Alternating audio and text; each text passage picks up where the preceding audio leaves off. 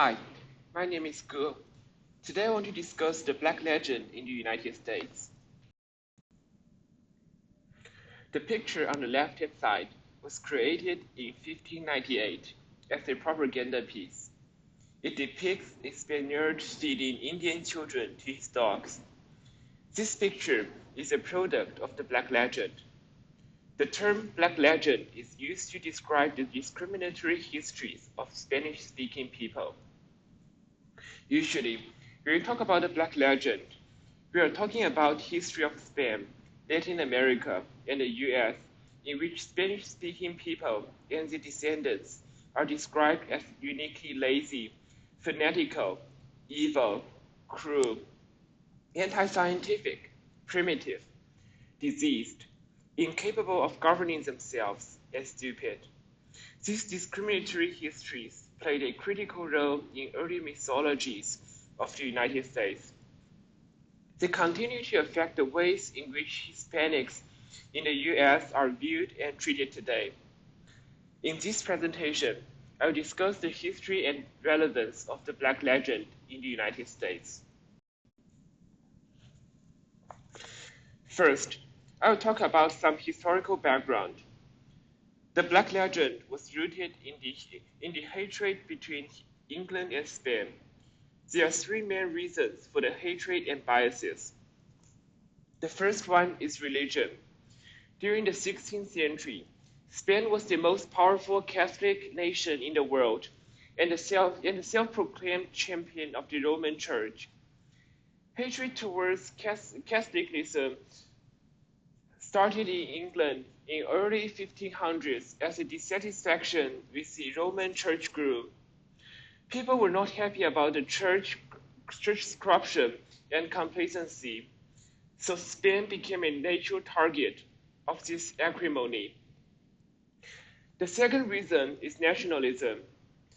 England wanted to be an international power, and the effort placed England directly across the gun barrel from Spain. The third reason is racism. English people prefer people with light skin color tone. The Spaniards were viewed as dark and impure. So propaganda began to appear about the cruelty and brutality of Spanish army in America. These materials are viewed and liked by English people at the time. It became a self-reinforcing vicious cycle. This attitude was carried over by English settlers to the New World.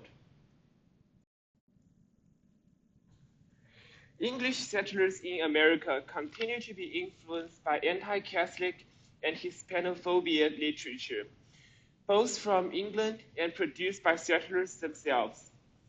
Colonial school children were imposed to many anti-Catholic and anti-Spanish propaganda. One example was the New England Premier, which sold 3 million copies. In it, there are a lot of negative content about Spain and Spanish people. The resentment was not confined to paper. There are many military encounters between the British American settlers and their allies, such as Dutch and the Spanish.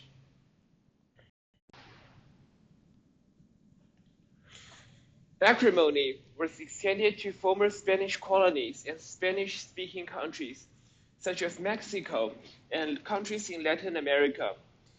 Even thought they had some qualities worth admiration of the English, such as architecture and craftsmanship. Ultimately, they were regarded as a depraved race whose defects were only slightly mitigated by the grandeur and opulence of their cultures. This is a quote from Raymond Paradis' book chapter. Spain colonies were linked to the same biases and discrimination against Spain. This prejudice existed even before Americans encountered Mexicans. The eventual encounters in Mexican territories in the early 19th century only made things worse. Around 1840s, racialists sought emerged to focus attention on the inherent characteristics of the Mexican rather than those acquired during the long colonization by the Catholic Spaniard.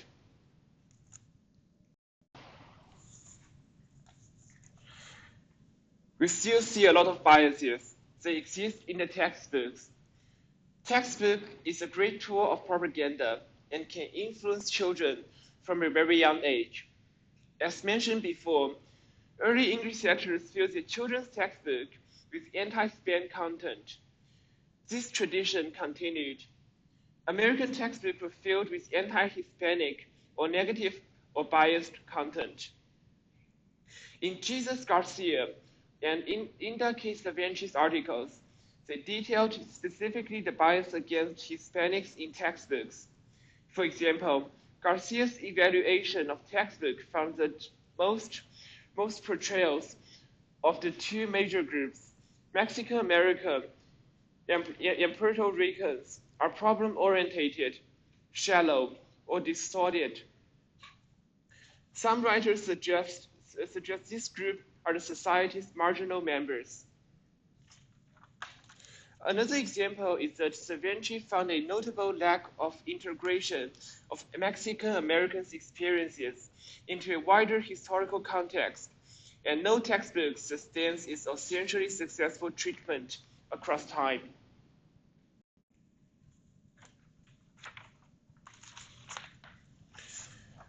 Probably because of all these historical biases and reinforcing information in the textbooks, the effect of the Black Legend is still evident in today's America. One notable example is President Trump and his comments and attitude towards Hispanics.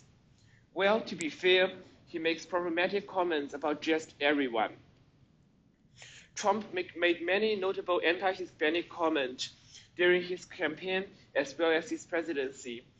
For example, Trump called Hispanics bad hombres, referring them as criminal, rapists, and gang members. Trump implies that all Hispanic immigrants are members of violent gang, MS-13. It is very dangerous for Trump, the President of the United States, to say such things. It is unfortunate that the US President is now a racist, or at least a facilitator of racism. Word can influence people. It shows American people that this may be the right way to think. But what's more dangerous is that Trump's bias led to many very unfortunate policies, such as separating children from their parents at the border.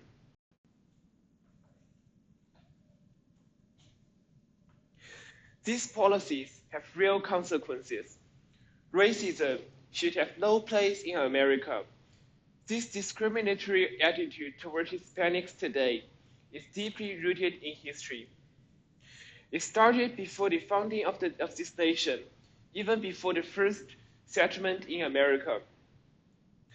Biases were reinforced by many unfortunate events, and even more regrettably, the President of the United States is helping to perpetuate these biases.